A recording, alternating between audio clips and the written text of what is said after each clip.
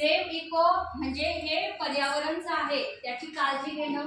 Save health जसं की आपलं युटेरस आहे, गर्भाशय आहे, त्याची काळजी घेणं.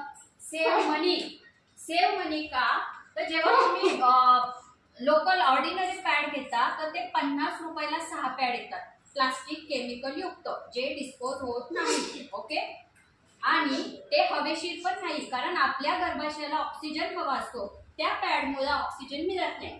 तर असं पॅड 50 रुपयाला 6 क्वांटिटी देते.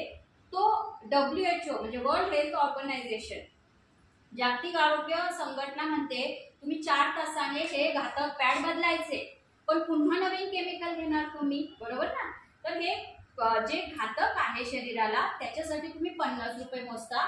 4 तासाला एक पॅड म्हणजे 24 तासाचे झाले 6 पॅड, एका दिवसाचा खर्च 50 रुपये. कोणी तुम्हाला हे सांगणार नाही. ओके, तर 50 रुपयाला जर एक दिवसाचा खर्च आहे तर आपलं जे पॅड आहे 7 हॅपी डेजचं कॉटन इको फ्रेंडली पॅड आहे, ते 7 लेअरचं आहे, जे की ब्रीथेबल आहे. ओके, गर्भाशयाला त्याच्यामुळे ऑक्सिजन मिळतोय आणि पर्यावरणात ते विघटन होणारे घटक आहे, त्याची माती होणे. इको फ्रेंडलीचा अर्थ काय आहे की जे मातीतून येतं, जसं की कापूस मातीतून येतो की नाही, कापसाचं झाड, आणि पुन्हा आपलं पॅड जे डिस्पोज होतंय तर त्याची माती होते 3 महिन्यांनी. बरं, त्याच्यामुळे कुठेही नाले तुंबू शकत नाही, म्हणजे जे मातीतून येते पुन्हा मातीत जाणं म्हणजे इको फ्रेंडली. ओके, ते आपलं सॅनिटरी पॅड आहे.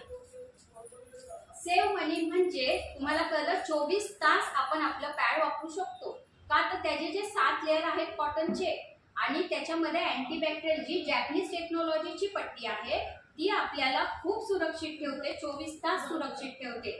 आपलं एक पॅड त्याच्या कंपॅरेटिव्ह हे दुसरं पॅड आहे. ओके ना. तर आता इको सेव्ह मनी म्हणजे आपल्या इथं पैसे वाचले, बरोबर, आरोग्य पण वाचलं. अर्न मनी म्हणजे आपले जे कोऑर्डिनेटर आहे त्यांना आपण ज्या किमतीत प्रोडक्ट देतोय तर त्यांना सांगतो तुम्ही सांगितलेली मेहनत वाया जाणार नाही. ओके, तुम्ही MRP पेक्षा 10-20% डिस्काउंट द्या युजरला, तुम्ही 10-20 रुपये कमवा. सेव्ह मनी. ओके, तर प्रश्नावली आणि 3 टास्क मध्ये ज्यांनी सहभाग घेतला, जो कौरंग फाउंडेशन रिलेटेड टास्क होता, त्यामध्ये Komal Sontakke madam, Komal madam, Sushma madam, Suvarna madam, Sharda madam, Manali madam, Saloni madam, Reshma madam, Vandana madam, Deepali madam, त्याच्यानंतर Pushpa madam, Kajal madam, Poonam madam, Nayan madam, Vijaya madam. Okay, 14 जणींनी यामध्ये सहभाग घेतलेला. त्यामध्ये कोण कोण इथे उपस्थित आहे?